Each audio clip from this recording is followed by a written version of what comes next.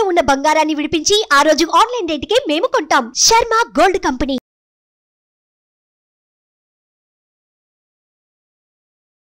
నమస్కారం, సుమన్ టీవీ ప్రేక్షకులకు స్వాగతం. ప్రస్తుతం మనతో పాటు ఉన్నారు శ్రీచక్ర పీఠ వ్యవస్థాపకులు, అలాగే ప్రముఖ జ్యోతిష్య పండితులు, మనందరికీ సుపరిచితులైనటువంటి డాక్టర్ ప్రదీప్ జోషి గారు మనతో పాటు ఉన్నారు. ఈ క్రోధినామ సంవత్సరం 27 నక్షత్రాల వారికి ఏ రకంగా ఉండబోతుంది ఏంటనే విషయాన్ని తెలియజేసేందుకు గురుగారు నమస్కారం. శ్రీమాత్రే నమః. మీ జన్మ నక్షత్రం ఇంపార్టెంట్. ఇప్పుడు నేను చెప్పేది ఏది జన్మ నక్షత్రం, నామ నక్షత్రము కాదు. నామ నక్షత్రం వేరు, జన్మ నక్షత్రం వేరు.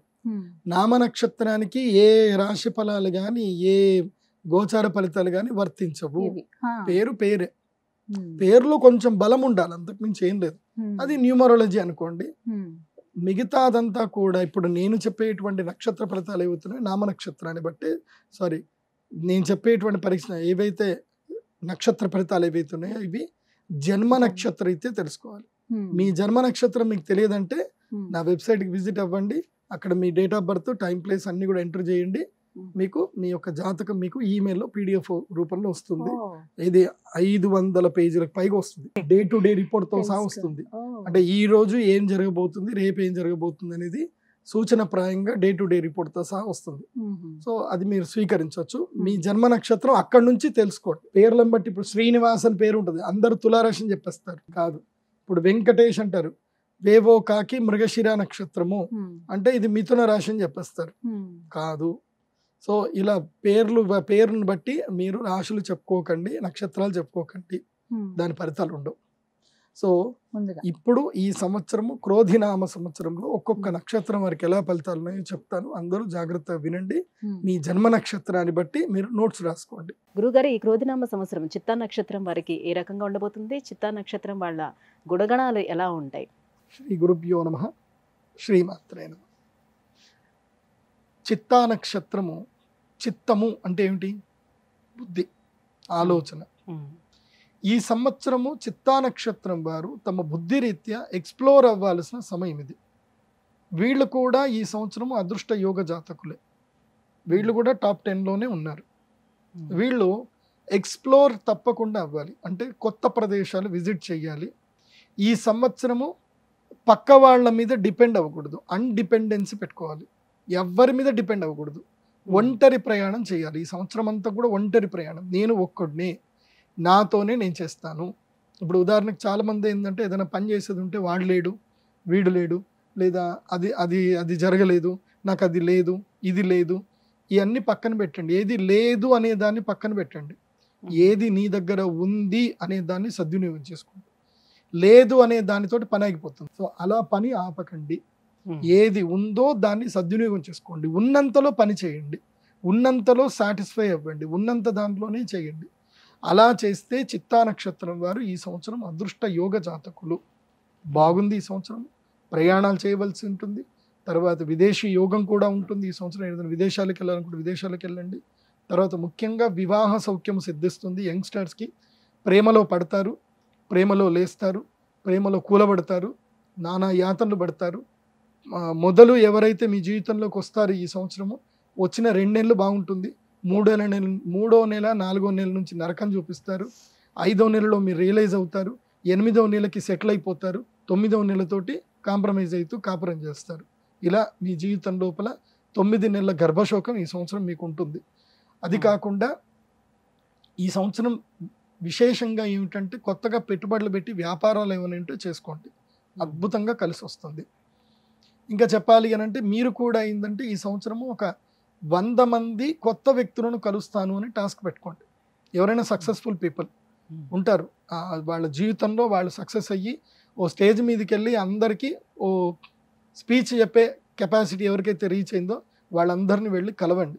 ఈ సంవత్సరం 100 మంది కొత్త వాళ్ళని కలవాలి.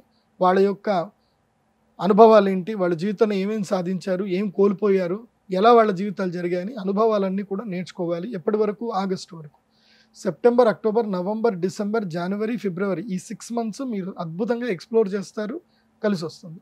ఇక అక్కడి వరకే మీకు అదృష్ట యోగం. ఆ తర్వాత ఉంటుంది, చెప్పాను కదా 9 నెలల గర్భశోకం అని. 9 నెలల గర్భశోకం అయిపోయిన తర్వాత ఇంకా సెటిల్ అయిపోతారు, ఇంక చేసేది ఏముండదు, అలా వెళ్ళిపోతారు. సో ఏది చేసుకున్నా 9 నెలల లోపలనే చేయండి. ఇల్లు కట్టుకునేది ఉంటే కూడా ఇల్లు కూడా కట్టుకోండి. ముఖ్యంగా చిత్తా నక్షత్రం వాళ్ళకి ఈ సంవత్సరం చేయాల్సిన వ్యాపారం ఏంటంటే కనుక భూమికి సంబంధించిన వ్యాపారం చేయండి. రియల్ ఎస్టేట్ వ్యాపారం లోపల వెళ్ళండి, బాగుంటుంది. కానీ ఏదైనా మీ సొంత జాతకం చూపించుకోవాలి. ఇప్పుడు చిత్తా నక్షత్రం ఏంటంటే పే పో రారి చిత్త అంటారు. ఇప్పుడు రామ్ అని ఎవరికైనా పేరుంది, రామ్ అని పేరున్న వాళ్ళందరూ కూడా చిత్తా నక్షత్రం కిందకి రారు. శ్రీనివాస్ అన్న పేరున్న ప్రతి ఒక్కరు చిత్తా నక్షత్రం కిందకి రారు. మీ జీవితంలో మీరు పుట్టిన డేట్ ఆఫ్ బర్త్ ఏదైతే ఉందో ఆ date of birth time place బట్టి మీ జన్మ నక్షత్రం బయటకు వెళ్తుంది. అది చూడండి. అది చిత్తా నక్షత్రం అయితేనే నేను చెప్పిన వర్తిస్తాయి, లేకపోతే వర్తించు. గుర్తుపెట్టుకోండి. అంటే 4 పాదాలు ఉంటాయి కదా గురుగారు. సో పాదం మారుతున్నా కూడా వాళ్ళ జాతక రీత్యా మార్పులు వస్తూ అది ఉంటాయి. ఇంటర్నల్, అది వ్యక్తిగత జాతకం. దశాంతర్దశలు అని ఉంటాయి. ఇప్పుడు మొదటి పాదంలో పుట్టారనుకోండి, వాళ్ళ జన్మత ఇది కుజ మహాదశ ఉంటుంది, 7 సంవత్సరాలు కుజ మహాదశ ఉంటుంది. రెండో పాదంలో పుట్టారనుకోండి, ఆ కుజ దశలో 7 లోపల 1/3 వెళ్ళిపోతుంది. సో మూడో పాదంలో పుట్టారనుకోండి, 3.5 సంవత్సరాలు మాత్రమే కుజ దశ ఉంటుంది. సో వీళ్ళకి ఎర్లీగా వీళ్ళకి రాహుదశ రావడం ఉంటుంది.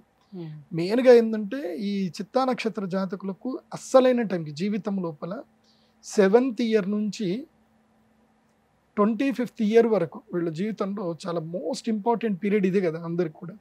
అక్కడనే కూలబడిపోతారు, బికాస్ రాహు మహాదశ ఉంటుంది కాబట్టి.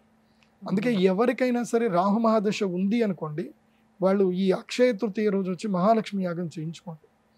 ఎందుకోసం అంటే ఎప్పుడైనా గుర్తుపెట్టుకోండి, చిత్తా నక్షత్ర జాతకులు తమ జీవితంలో 7వ సంవత్సరం నుంచి 24వ సంవత్సరం లోపల, అంటే 13 సంవత్సరాల లోపలనే ఉచ్చిష్ట చాండాలిని అని ఒక అమ్మవారి యొక్క తంత్ర పూజ ఉంటుంది. అది చేయించుకుంటే వాళ్ళ జీవితంలో టీనేజ్లో, అంటే ఇంటర్మీడియట్, డిగ్రీ, ఈ టైంలో వాళ్ళకి రావాల్సిన ఒడిదుడుకులు, అబ్స్టాకిల్స్ రాకుండా వాళ్ళ లైఫ్లో సక్సెస్ అవుతారు. లేదంటే వాళ్ళు సక్సెస్ అవ్వాల్సిన టైంలో, లెర్నింగ్ నేర్చుకోవాల్సిన టైంలోనే కూలబడిపోతారు. ఇంకా అక్కడే కూలబడిపోతే ఇంకెక్కడ లేస్తారు. సో బేసిక్ ఫౌండేషన్ పడే టైంలోనే పోతుంది. 25 ఏళ్ల తర్వాత ఏం అనుభవాలు వస్తే ఏం ప్రయోజనం? సో వెనక ఏం చదువుకోలేదు, 25 ఏళ్ల తర్వాత చదువుతారా?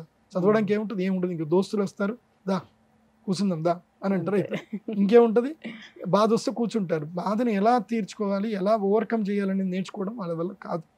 కాబట్టి చిత్తా నక్షత్రం వాళ్ళు తప్పకుండా తమ జీవితంలో ఉచ్చిష్ట చాండాలిని తంత్రం తప్పకుండా చేయించుకోవాలి. గురుగారు, ఇంకా ఎటువంటి పరిహారాలను వీళ్ళు పాటించుకుంటే మంచిది? ఇంకా విశేషంగా చెప్పాలంటే చెప్పాను కదా, అక్షయ తృతీయ మహాలక్ష్మి యాగం చేయించుకుంటే వీళ్ళకి అదృష్ట యోగం ఉంటుంది, వీళ్ళకి మహాలక్ష్మి యాగం సిద్ధిస్తుంది. అది కాకుండా వీళ్ళు కొల్హాపూర్ మహాలక్ష్మీదేవి అమ్మవారి దేవస్థానానికి వెళ్ళి కొల్హాపూర్ మహాలక్ష్మి అమ్మవారికి ఆరాధించుకోవాల్సిన దైవం లక్ష్మీదేవి. ఈ సంవత్సరం అంతా కూడా శ్రీ మహాలక్ష్మీదేవి ఆరాధించుకోవాలి. కొల్హాపూర్ మహాలక్ష్మీదేవి అమ్మవారి దర్శనం చేసుకోండి. ముఖ్యంగా సెప్టెంబరు ఆ సమయం లోపల ఏంటంటే అమ్మవారి యొక్క పాదాల మీద సూర్యుడి యొక్క వెలుగు పడుతుంది. ఆ సమయంలో వెళ్ళి దర్శనం చేసుకుంటే బాగుంటుంది. కొల్హాపూర్ మహాలక్ష్మిని మాత్రం తప్పకుండా దర్శనం చేసుకోండి, బాగుంటుంది. ధన్యవాదాలు గురుగారు. చిత్తా నక్షత్రం వాళ్ళకి ఎలా ఉండబోతుంది ఏంటనే విషయాన్ని తెలియజేసినందుకు. సుమన్ టీవీలో మీ పర్సనల్ అండ్ బిజినెస్ ప్రమోషన్స్ కోసం కింది నెంబర్కి కాంటాక్ట్ చేయండి.